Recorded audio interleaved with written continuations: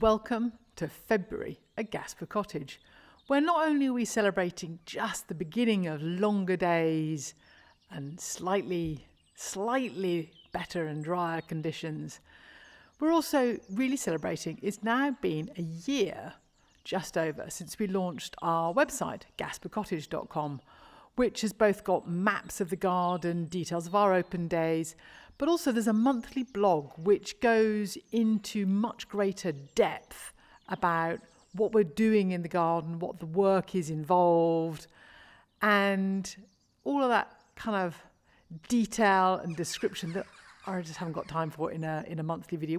I just want to look at the pretty stuff. And right now, I actually thought this moss was incredibly pretty. And we are in the soggy west country of England where, we have these long, wet, damp winters. It's not ever, it does get cold, we do get frosts, but we get a lot of rain. And, it grows good moss. Okay, this is actually on the pond, but even when it's not on the pond, this is on some rocks by the side of the, by where we park the cars. I'm also very happy with these little bits of succulents that I bought a tray in a garden centre and they're just shoved in. But this is in the front garden, baking in the sun. But at the bottom of the shrub, it's warm and damp enough for the moss to be completely happy. And up by the hunky punk, it's a nice time of year now because you can actually get far enough back and see that these lovely these are kind of medieval stone carvings. They've been reclaimed off a building that's been destroyed, but they hold the bench up. This time of year, there's some secret part of me that just loves these really tidy beds. Of course I love the summer fullness, but there's something very primeval about freshly turned earth and freshly spread mulch. And we get through a lot of mulch. We make a lot of our own compost, but we also buy in mulch every year. And as you can see, Jack's currently about halfway through the pile of mulch, so there's a bit more tough work to go. The rosemary here is just insane. Why it's flowering now, I have no idea. None of the other rosemaries, and this is a particularly sort of curly prostrate form, but the others are not flowering now. And there's lots around the garden that is flowering, all sorts of different hellebores, but particularly this one's just got fabulous leaves. And this Daphne isn't quite far enough out to spread its scent yet, but the leaves are so shiny.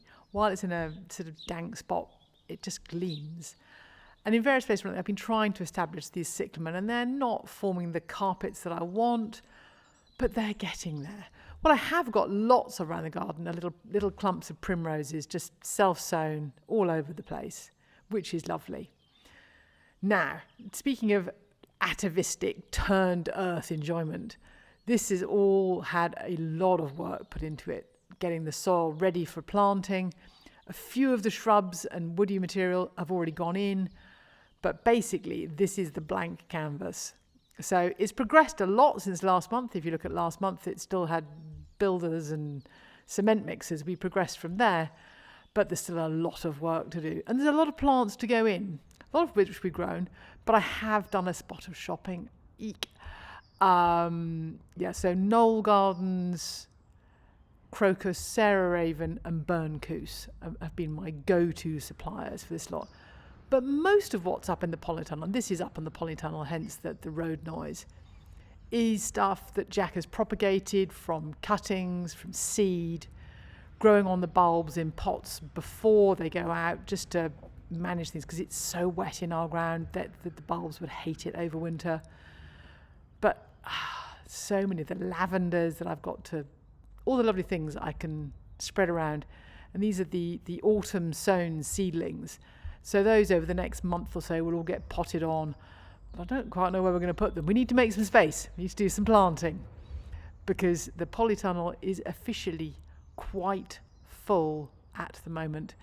But I go up there and I just go around. I read the labels. I look at the plants and I just dream about the things to come. Back in the garden, I don't need to dream. I've got hellebores to enjoy in a whole range of colours, including lots that have gone back to that, mid-pink, be fair to say. But they mix beautifully with the snowdrops. And it's just an utterly angelic combination at this time of year, which I really, really love. Haven't quite worked out how to pick them to do anything other than float them upside down in a bowl, but there's things you can do to the stems, apparently. Who knows?